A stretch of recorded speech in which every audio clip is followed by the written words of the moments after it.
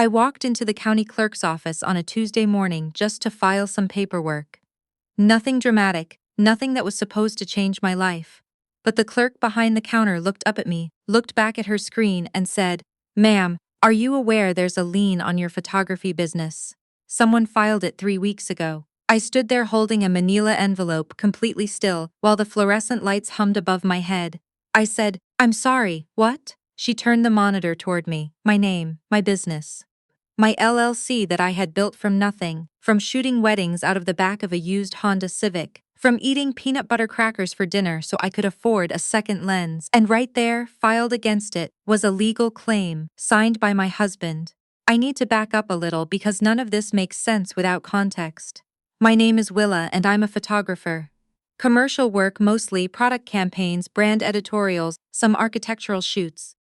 I started out doing weddings because that's how you survive when you're 23 and nobody knows who you are. But over 6 years I had built something real. I had a studio space in a converted warehouse in Nashville. I had 3 full-time employees. I had licensing agreements with 2 regional retail chains who used my work in their seasonal catalogs.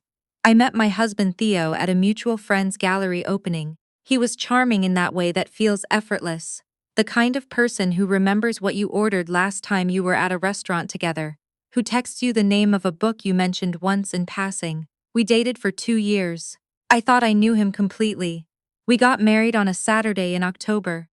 My best friend since college, Brooke, was my maid of honor. She gave a toast that made everyone cry. She said I was the most hard-working person she had ever known, and that Theo was lucky, and she hoped he understood that. I think about that toast a lot now. The first year of our marriage was good.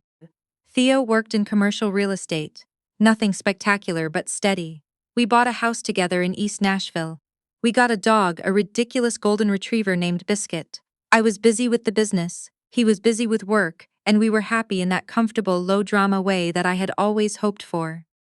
I'm not sure exactly when things started to shift. That's the thing nobody tells you about betrayal. It doesn't arrive with a crash, it seeps in. You notice small things and explain them away. Theo working late more often. The energy between him and Brooke at dinner parties, something too easy, too familiar.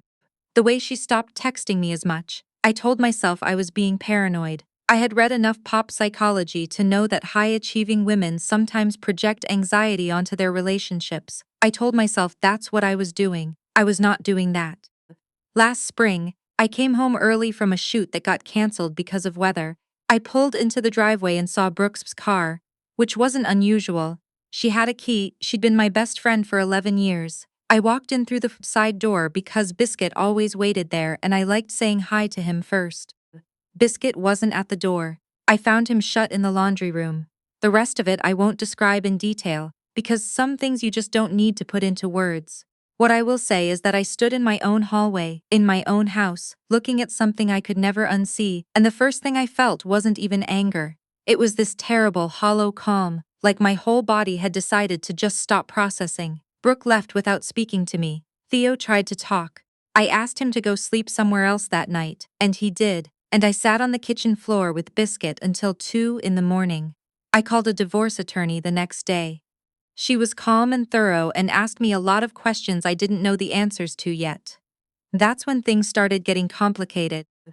Theo moved out 3 weeks after I found them. He took his clothes, his golf clubs, some furniture from the living room, and apparently, though I didn't know this yet, a significant amount of information about my business. I was served divorce papers in early June. His attorney was requesting a share of my LLC. His argument was that during our marriage he had contributed substantially to the growth of the business.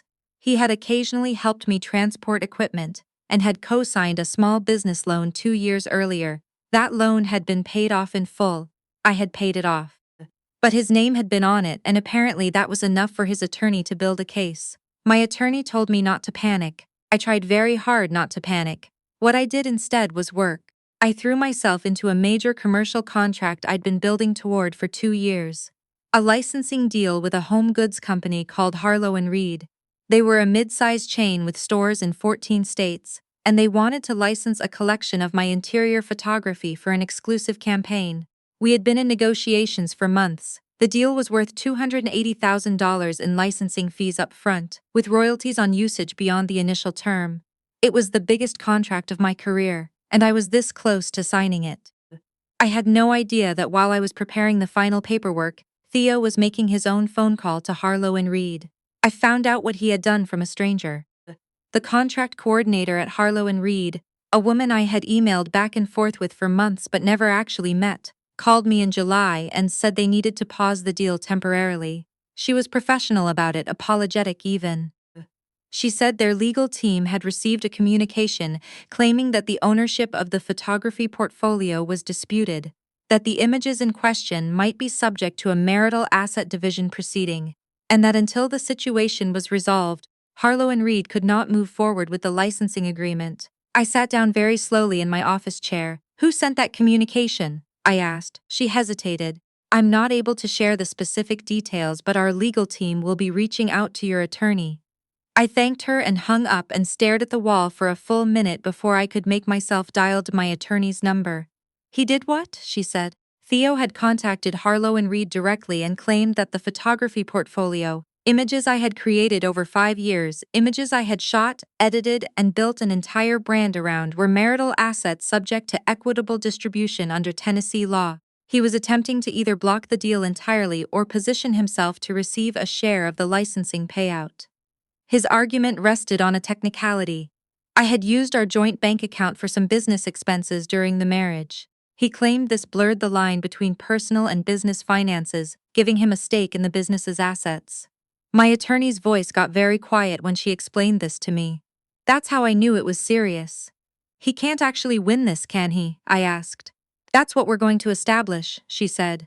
"But we need documentation, every expense, every invoice, every client payment, every equipment purchase, anything that shows the business was operating as a separate entity." I went home that night and did not sleep.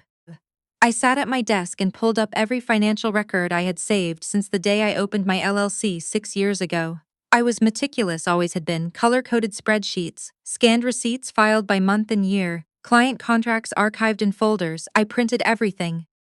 My home office started to look like a conspiracy board, papers spread across every surface. Biscuit would wander in occasionally and rest his chin on my knee, and I would scratch behind his ears and keep working. The deposition happened in August. Theo's attorney was a man named, well, it doesn't matter what his name was. He was the kind of person who speaks very slowly to make you feel like he's smarter than you. He asked me about the joint account. He asked me about the business loan. He asked me about a truck rental I had charged to our shared credit card in 2021 to transport equipment to a mountain property shoot. I answered everything. Then my attorney started her questions. She pulled out a timeline she had put together with the help of a forensic accountant we had hired. A woman who had spent 3 weeks going through every financial record I owned. The timeline showed, month by month, the revenue generated by the business, cross-referenced against the expenses Theo was claiming had been funded by marital assets. In almost every case, the business expenses had been paid from my separate business account, or reimbursed back to the joint account within the same billing cycle. The truck rental? I had written myself a check from the business account to cover it 9 days later. It was in the records. The business loan? His name had been on the original application as a cosigner, but every single payment, 36 months of payments, had come directly from my business account, not once from our joint account. The forensic accountant had also flagged something else. In the 18 months before Theo filed the lien against my business, he had made several quiet transfers from our joint savings into a separate account in his name alone. Not huge amounts, $200 here, $800 there, but consistent, patterned, and timed to periods when I was traveling for work and less likely to check the balances closely. His attorney went very still when my attorney laid that documentation on the table. "My client has authorized me to present these records," she said pleasantly, "to both opposing counsel and, if necessary, to the court." Harlow and Reed's legal team had been conducting their own due diligence while all of this was happening. Standard practice for a licensing deal of this size, they had their own forensic review of the IP chain of ownership. What they found was the same thing my attorney found: my photographs, shot under my name, filed under my LLC, with timestamps, metadata, and an unbroken chain of registration with the U.S. Copyright Office going back to 2019. There was no legitimate dispute about who owned the work. There never had been. Theo's claim to Harlow and Reed was not a legal gray area they had stumbled into. It was a calculated attempt to disrupt a deal, either to force me into a more favorable settlement, or to extract himself a portion of the payout through intimidation. When the Harlow and Reed attorneys presented their findings to their own board, the company moved quickly.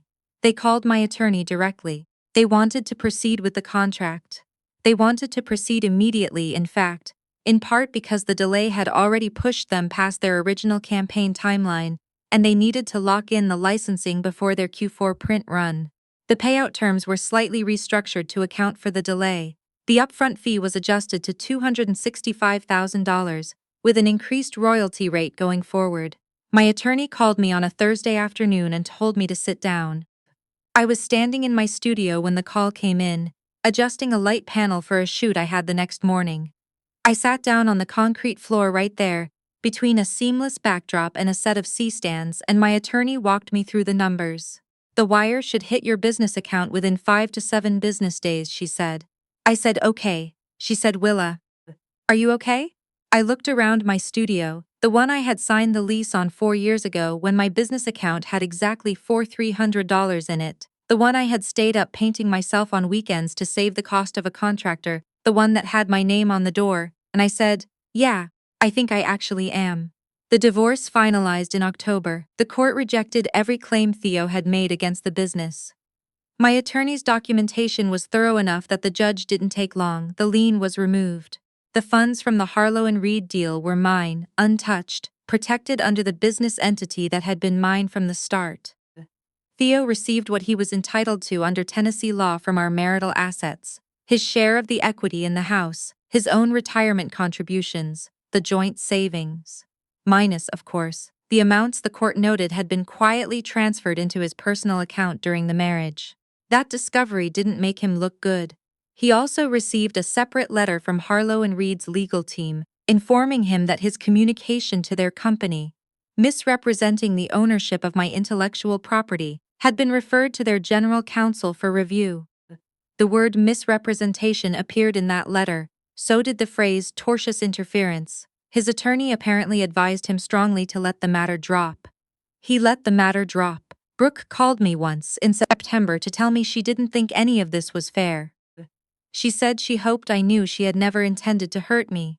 She said things just happened sometimes. I listened to all of it, and then I said, I hope you're happy, Brooke, and I meant it with every ounce of the ice I had grown in my chest since that afternoon in my hallway. I have not spoken to her since. There's something nobody prepares you for when something like this happens, and it's not the anger. The anger is clean, almost useful. What catches you off guard is the inventory taking. You go back through 5 years of friendship, 6 years of marriage, and you start flagging moments. The weekend trip Brooke and Theo coincidentally both had to cancel. The time he picked up her call and walked into another room. The compliment he paid her at my birthday dinner that landed slightly wrong, and that I filed away and then forced myself to dismiss. You were right the whole time. You just didn't want to be. I'm not going to pretend I came out of this year unchanged. I am not the same person who walked into that county clerk's office holding a manila envelope. The version of me that trusted completely and assumed the best and believed that the people who said they loved her actually meant it. She's still in there, but she's quieter now, more careful. What I do know is this: I built something real. On my own with my own hands, with years of 6 a.m. call times and hauling equipment up staircases, and learning to negotiate contracts and fire vendors who weren't right and hire people who were. Nobody gave me any of it. Nobody can take any of it. My studio is still in the converted warehouse in East Nashville. My name is still on the door. The vinyl lettering I put up myself with a level and a lot of patience, because I wanted it to be straight. Biscuit is still here too. He was never really Theo's dog, if I'm being honest. He always slept on my side of the bed. The Harlow and Reed campaign ran in stores across 14 states last November. My photographs, mine, were in every window display, every catalog, every in-store banner. I drove to the nearest location just to see it. I stood in the home goods aisle of a store in Brentwood for probably longer than was normal, looking at a canvas print of a photograph I had taken in a mountain cabin in Vermont at 7 in the morning. When the light was coming through pine trees at just the right angle, and I had sprinted outside in my socks to capture it before it changed. I stood there and I cried a little, which I did not plan to do. Then I drove home, made coffee and scheduled my next shoot.